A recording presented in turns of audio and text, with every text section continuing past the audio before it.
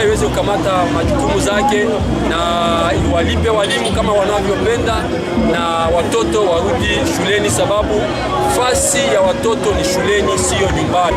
Serikali inaongea na walimu, lakini kunakuwa miaka 25 serikali inaongea, na kila mwaka wanasema hii mwaka vitu vitakuwa vizuri, lakini na hiyo yote haiweza kubadilisha hali ya mafundisho ya masomo, na imeendelea kuzorota sana mpaka watoto wetu tunaanza washakia kwa elimu wanayopata.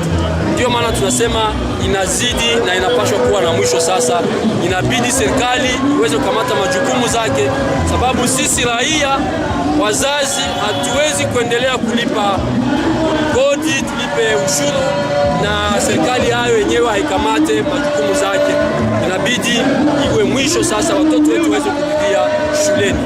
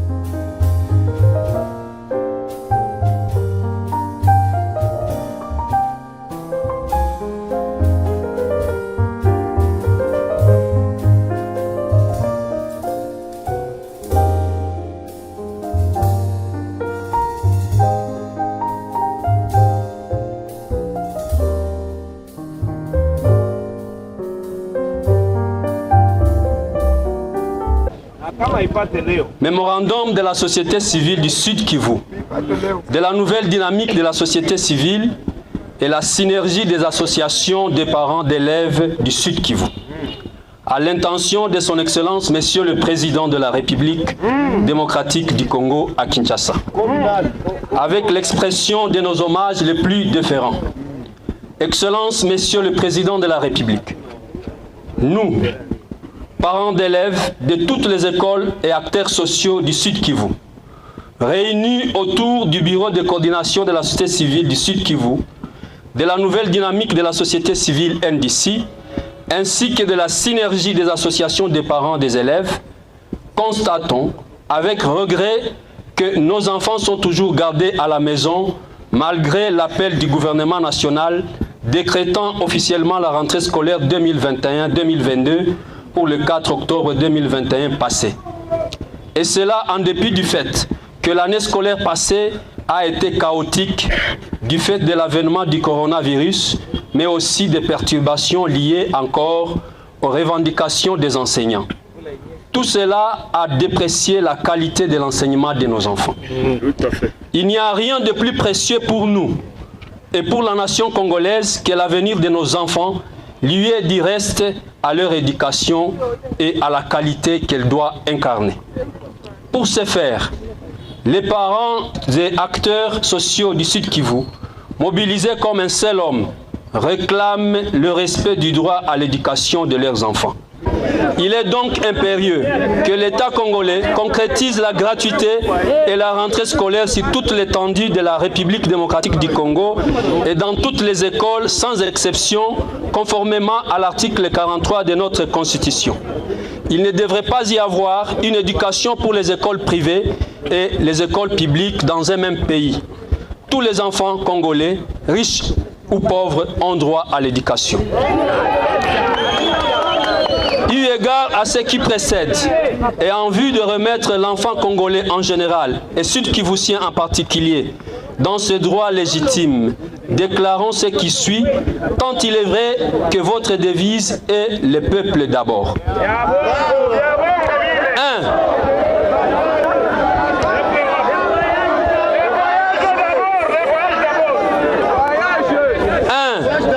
Les parents d'élèves et les acteurs sociaux du Sud Kivu prennent solennellement l'engagement de consolider la vision de la gratuité en invitant le gouvernement national à faire honorer devant l'opinion nationale et internationale tous les engagements pris par vous en tant que chef de l'État dans le secteur de l'éducation en République démocratique du Congo. 2.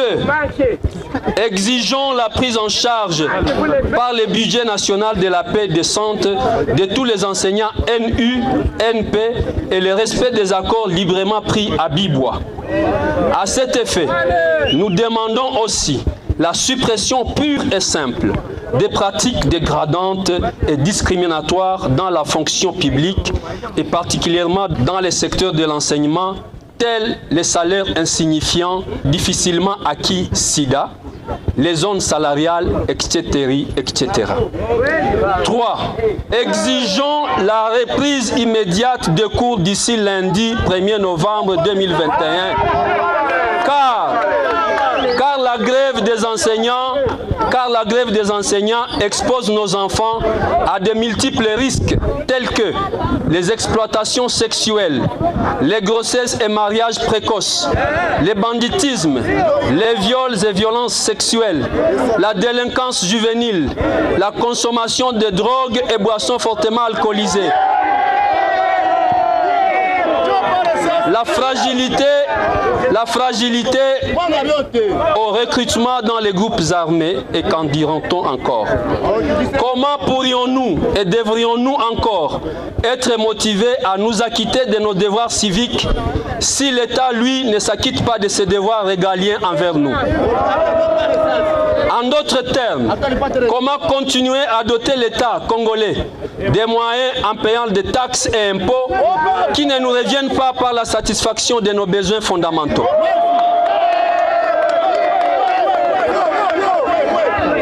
Veuillez agréer, Excellence, Monsieur le Président de la République, l'expression de tous nos sentiments patriotiques. Fait à Bukavu, Sud Kivu, le 25 octobre 2021, pour la société civile du Sud Kivu, la nouvelle dynamique de la société civile et la synergie des associations de parents d'élèves du Sud Kivu, Adrien Zawadi pour le bureau de coordination, Jean Chrysostome Kidjana pour la NDC, Dominique Zagabe pour l'association des parents des écoles protestantes, Moulemaza Jean-Paul pour l'association des parents des écoles catholiques, Dominique Pierre pour l'association de l'ANAPECO, Bishop Mahombi pour l'association des églises des réveils, Frédéric Mouchagalouska pour la Fédération des sociétés civiles, Maître Néné Bintou pour la composante développement, Blaise Boubala pour la composante droits de l'homme, Makombe Kabare pour la composante culturelle. C'est Antoine Tshisekedi Tshilombo, président de la République démocratique du Congo, chef de l'État. Bien évidemment avec l'expression de nos hommages le plus déférents. Objet de la lettre. Le peuple d'abord ne veut plus de votre rame.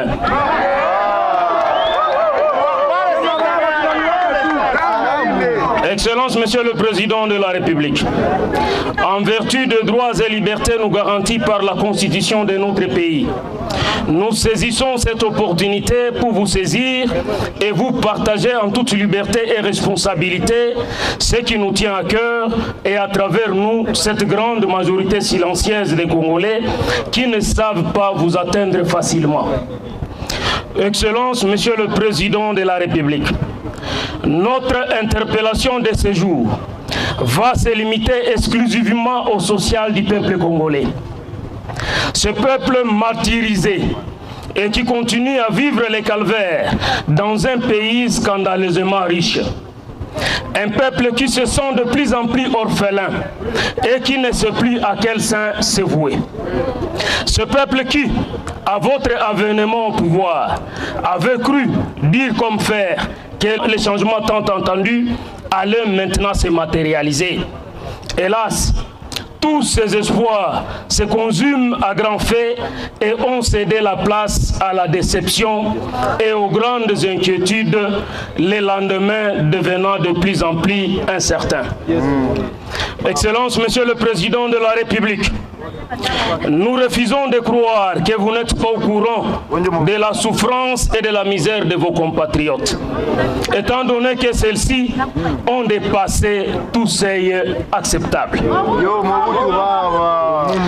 Et comme si cette souffrance n'était pas assez atroce, la population congolaise est aujourd'hui victime d'une vaste escroquerie nationale au travers d'une taxe dont les contours et soubassement juridique reste aussi muet que flou.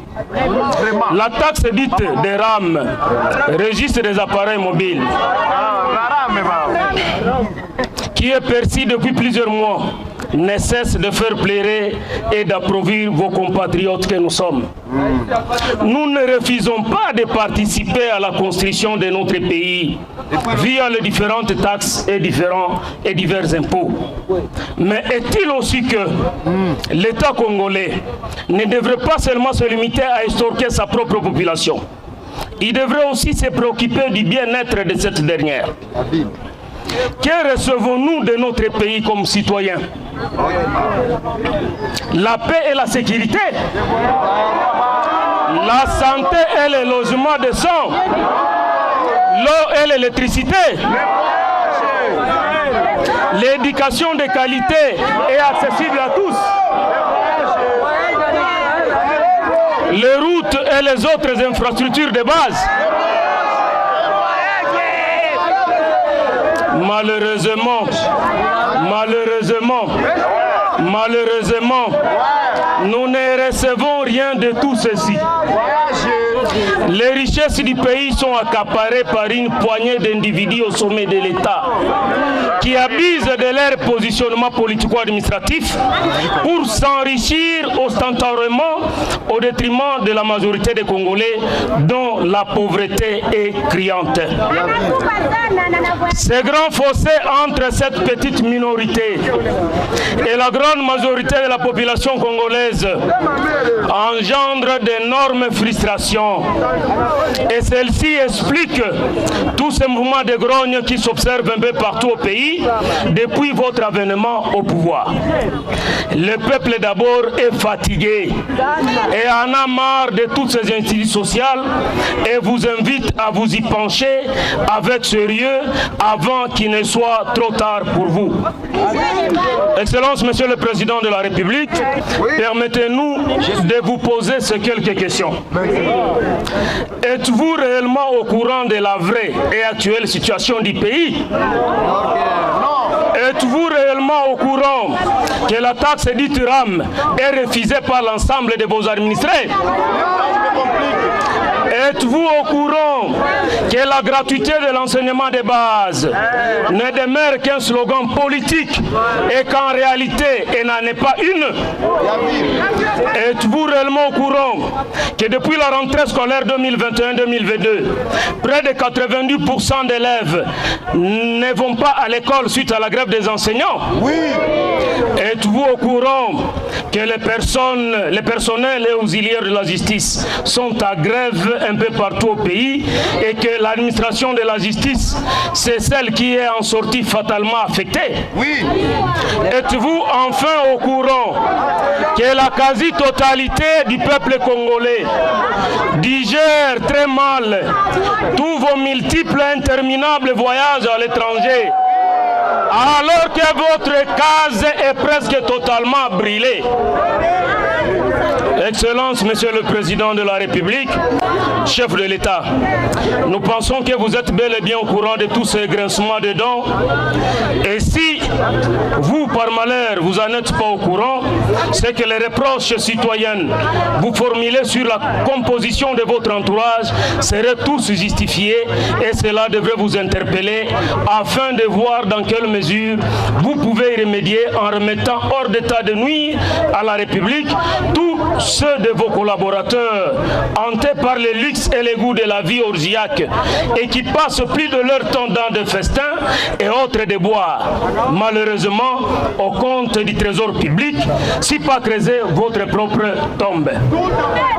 Il est grand temps que vous puissiez aussi vous y pencher avant qu'ils ne vous abandonnent tous pour voler en os avec ceux et celles qui garantiraient leur avenir.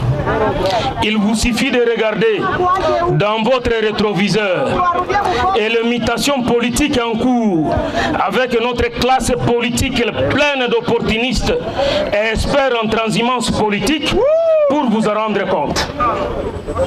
Face à tout ce qui précède, Excellence, Monsieur le Président, est convaincu que vous avez encore les soucis d'entretenir votre carrière politique personnelle. Nous vous prions, Excellence, Monsieur le Président de la République, 1. D'ordonner sans délai la fin de la perception de la taxe dite RAM, qui est perçue par plus d'un Congolais comme la plus vaste escroquerie nationale jamais connue dans notre pays. 2. Ordonner des enquêtes sérieuses et indépendantes sur la gestion de tous ces millions de dollars perçus dans le cadre de cette taxe dite de RAM et de traduire en justice tous ceux qui se seraient illustrés par une mauvaise gestion de cet argent du peuple congolais et ça serait état de droit. 3. Enfin, réduire au strict minimum vos incessants voyages à l'étranger afin de vous occuper au mieux de votre pays et de vos concitoyens qui se sentent abandonnés et orphelins de père et de mère. Excellence, Monsieur le Président de la République, nous vous remercions d'avoir pris de votre précieux temps pour nous lire et nous vous prions de bien recevoir l'expression de nos sentiments patriotiques. Ainsi fait à Bukavu, le 26 octobre 2021, il y a toute une liste de signataires pour laquelle nous nous réservons. La lettre ouverte comme ça.